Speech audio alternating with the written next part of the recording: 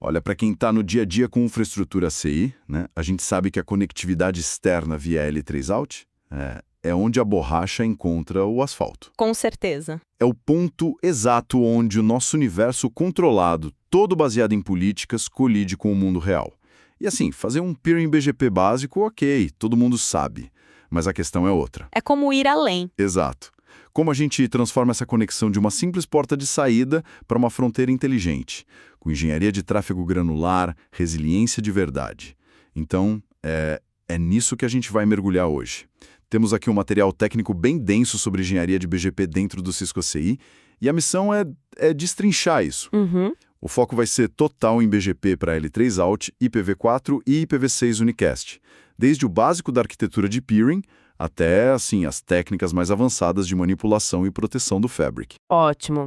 E só para a gente alinhar aqui, a discussão é de alto nível técnico, tá? Sim. A gente está partindo do princípio que quem está ouvindo já conhece os fundamentos de BGP, não vamos explicar o que é SPF. Não, de jeito nenhum. O objetivo aqui é dissecar como o modelo de objetos do ACI, o MIT, pega esses conceitos clássicos e traduz isso em política que vai ser programada lá no hardware, no ASIC dos border leafs. Perfeito. Ok. Então vamos lá. Para começar, o material insiste muito num ponto fundamental.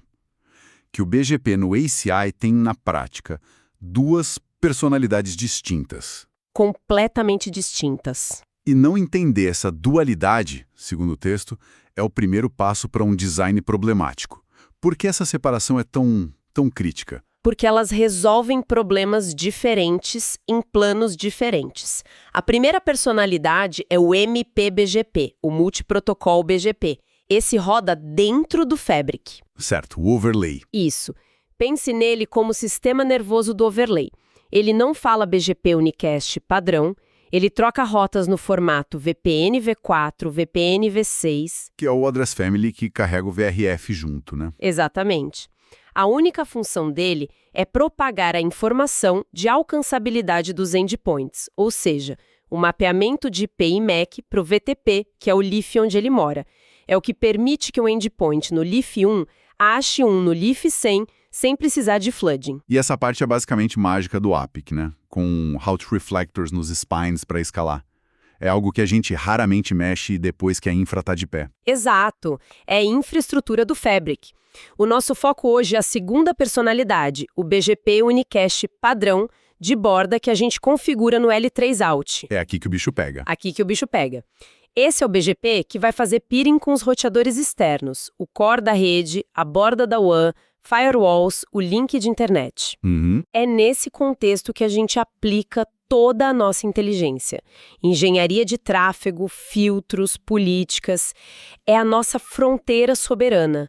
São dois mundos que se tocam no border leaf, mas com funções totalmente distintas. Certo. Então, com o foco cravado no L3Out, a primeira grande decisão de arquitetura é sempre a mesma, eBGP ou IBGP para o peering externo.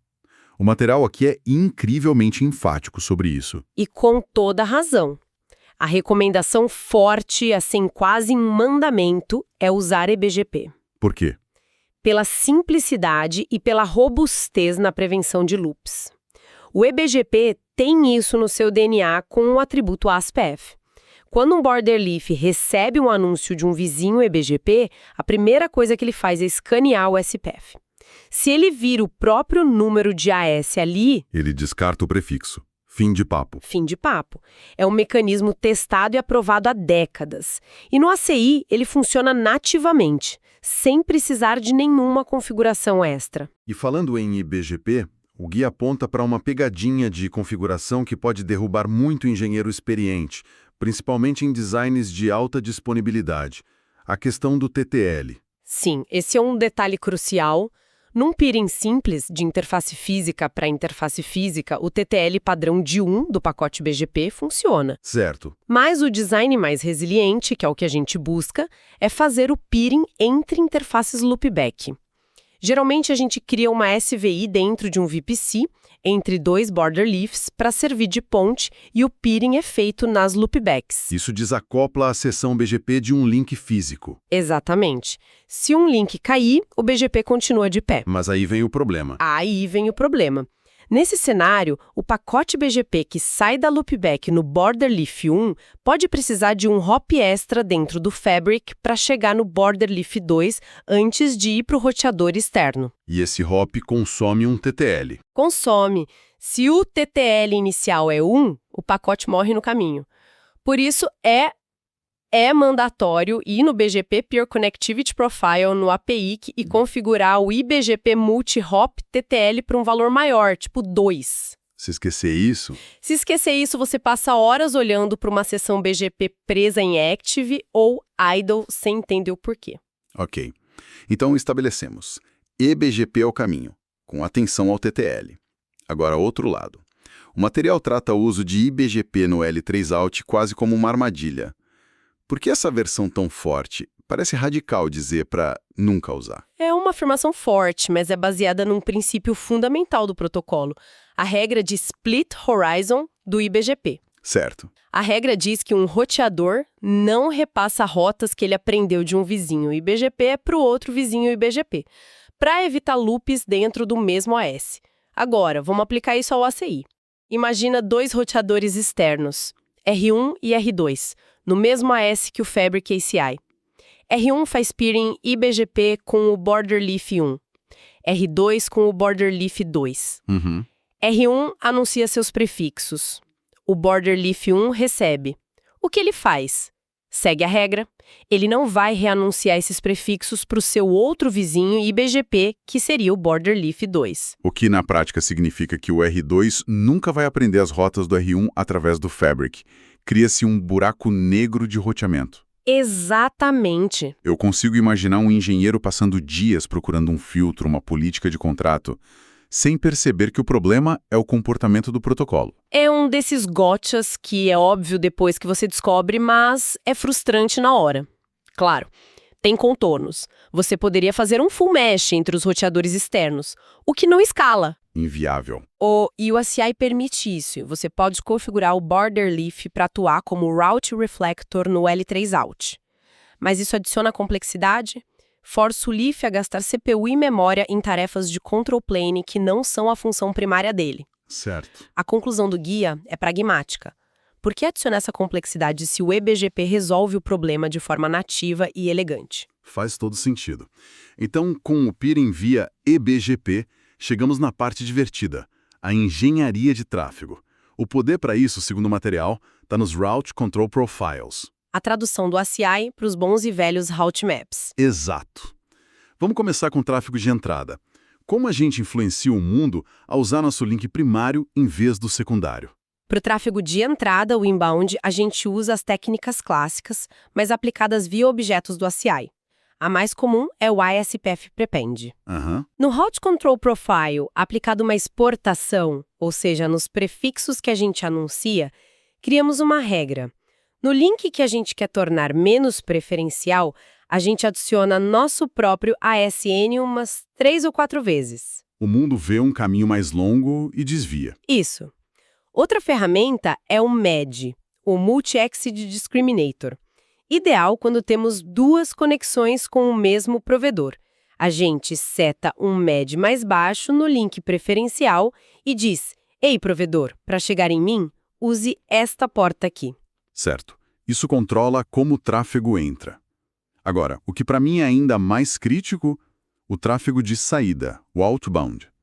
Como o Fabric ACI como um todo decide por qual L3Out sair? Qual é a ferramenta de precisão para isso? Imagino que o Local Preference seja o protagonista. Protagonista absoluto. O Local Preference é o atributo mais importante para o outbound no ACI. E o motivo é a integração dele com o overlay. Certo. O Local Pref tem um padrão de 100. Quanto maior, mais preferível. A gente implementa isso num Route Control Profile de importação. Por exemplo, recebemos a rota default do nosso link primário. Criamos uma regra que dá match nesse prefixo e seta o Local Pref para 200. No link secundário, a gente deixa o padrão 100. E aqui está o pulo do gato, né? Esse valor de 200 não fica preso só no border leaf que recebeu a rota. Exatamente. E essa é a beleza da integração. Como o local pref é um atributo bem conhecido, ele é carregado junto com o prefixo quando o border leaf redistribui ele para o MPBGP, o BGP interno. Ah, entendi. Isso significa que todos os leafs no Fabric, não importa onde a VM ou container esteja, recebem essa informação. A tabela de roteamento de cada leaf vai saber que para sair para a internet, o caminho via border leaf A com local pref 200 é melhor que o via border leaf B com local pref 100. O que garante uma decisão de saída consistente em toda a infraestrutura. Perfeito. Muitos engenheiros, por hábito da CLI, poderiam pensar em usar o Wait. O material diz que isso é um antipadrão no ASIL ou ainda tem seu lugar? Ótimo ponto. O Wait é uma ferramenta mais bruta, proprietária da Cisco. Ele tem preferências sobre o local preference, mas o escopo dele é estritamente local ao dispositivo. Ah, só naquele switch. Só naquele border leaf específico. Você pode usar para forçar uma decisão de saída naquele leaf, mas os outros leafs do Fabric não vão saber disso. Pode levar a um roteamento assimétrico, a buracos negros. Em 99% dos casos, local preference é a ferramenta correta. Ok. Já cobrimos o básico do peering e da engenharia, mas as redes reais são sempre mais complicadas. O material deve abordar topologias mais exóticas, como quando a gente tem o mesmo AS em lados diferentes da conexão. Sim, o clássico cenário Hub and Spoke, que exige o allow-as-in. Certo. Imagina nosso data center ACI no AS65000. Ele se conecta a um MPLS, do outro lado tem um site remoto que, por design corporativo, também está no AS65000. Uhum. Quando esse site anuncia uma rota, ela chega no nosso border leaf. O leaf olha o AS-PATH, vê o próprio AS65000 e... descarta a rota. Proteção de loop. Exato. A solução no ACI é habilitar o allow-as-in na política de peering BGP. Isso instrui o leaf a aceitar rotas que contenham seu próprio ASN, geralmente com o limite de ocorrências, por segurança. O inverso disso, onde o ACI mascara a topologia de origem, seria o AS Override, correto? Perfeitamente. No AS Overriding, o ACI age como um AS de trânsito. Ao anunciar rotas que aprendeu de um vizinho para outro, ele substitui o ASN de origem pelo seu próprio. É uma técnica comum para manter a política de roteamento simples. Falando em segurança, o material dá um destaque enorme para um mecanismo de proteção que parece ser o cinto de segurança do L3 Out, o Max Prefix Limit. Já ouvi histórias de terror sobre isso. E são histórias reais. Isso é vital. É uma configuração não negociável em qualquer peering de produção. Como funciona? Você define um limite máximo de prefixos que espera receber de um vizinho. Agora, imagine o desastre. Um engenheiro de um ISP comete um erro de digitação e vaza a tabela completa da internet, quase 1 milhão de rotas, para o seu border leaf. Nossa. Sem o limite, a control plane do leaf tentaria processar tudo. A memória da tabela LPM no ASIC seria exaurida, CPU a 100% e o switch poderia travar, desestabilizando o Fabric. E com o limite? Com o limite, o leaf só muda se ele for atendido pelo Max Prefix Limit, evitando desestabilização do Fabric. Com o limite configurado, digamos, 500 prefixos, o ACI detecta que o vizinho enviou o prefixo 501. Gera um alarme crítico no APIC e derruba a seção BGP. É uma proteção barata e indispensável. Proteção é uma coisa, performance é outra. BGP é robusto, mas só convergência padrão é lenta. Esperar 180 segundos de hold timer para detectar um vizinho caído não funciona hoje em dia. Não mesmo. A ferramenta para isso é o BFD, Bidirectional Forwarding Detection. Certo. Ele desacopla a detecção de falhas da control plane do BGP. Em vez dos lentos keep alives, o BFD envia pacotes de hello em intervalos de milissegundos. No ACI, a gente só associa uma BFD Interface Policy ao L3 Out. E o resultado? Se o BFD para de receber os hellos por, digamos, 300 milissegundos, ele notifica o BGP imediatamente. O vizinho caiu. O BGP invalida as rotas e o tráfego reconverge quase que instantaneamente. É a diferença entre uma parada de 3 minutos e uma de menos de 1 segundo. E para eventos planejados, como uma janela de manutenção, existe o Graceful Restart. Exato. O Graceful Restart lida com a reinicialização da control plane. Sem ele, quando o processo BGP reinicia, a sessão cai, as rotas são retiradas e causam flap massivo na rede. Com o Graceful Restart, o Leaf avisa os vizinhos. Estou reiniciando minha control plane, mas meu data plane, o ASIC, continua funcionando. Segura minhas rotas aí por um tempo. E o tráfego não para. O tráfego não para. O vizinho mantém as rotas ativas e quando a control plane volta, a sessão é restabelecida sem que ninguém na rede perceba a interrupção. Para fechar, o material aborda a sumarização de rotas, que é uma prática fundamental de higiene de roteamento, né? Sem dúvida. Manter as tabelas externas enxutas é crucial. No ACI, a agregação é configurada dentro do External IPG do L3Out. Você pode ter centenas de bridge domains internos, cada um com 24, mas anunciar para o mundo um único 16. E tem a opção Summary Only. Isso que suprime o anúncio dos prefixos mais específicos. E tem um detalhe técnico elegante. Ao criar essa rota agregada, o ACI automaticamente instala no border leaf uma rota para interface no 0 para aquele mesmo prefixo sumário. Para prevenir loops. Exatamente. Se uma rota mais específica dentro do bloco sumário desaparecer do Fabric, o tráfego que chegar destinado a ela bate na rota no 0 e é descartado em vez de criar um loop. Ok, então, depois de tudo isso, qual é a grande lição? Para mim, fica claro que dominar BGP no ACI é menos sobre decorar sintaxe de CLI. Muito menos. E mais sobre internalizar o modelo de objetos. Você não digita neighbor xyx.x.x.x routemap.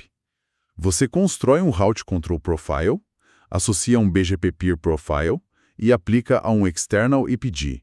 É uma mudança de paradigma. E o mais legal disso tudo é essa capacidade de abstrair, né? O protocolo BGP, com toda a sua complexidade, é encapsulado em objetos lógicos reutilizáveis. Uma vez que você domina como manipular local pref, ASPF, communis através desses objetos, você pode desenhar qualquer arquitetura de borda que imaginar, multi-homing, data centers ativo-ativo. A complexidade do protocolo fica contida. O arquiteto foca na intenção, não na sintaxe. Exato. E isso nos leva a uma questão interessante para o futuro, né? Qual seria? Se todo o comportamento do BGP pode ser modelado e programado via API através desses objetos no APIC, qual é o próximo passo lógico?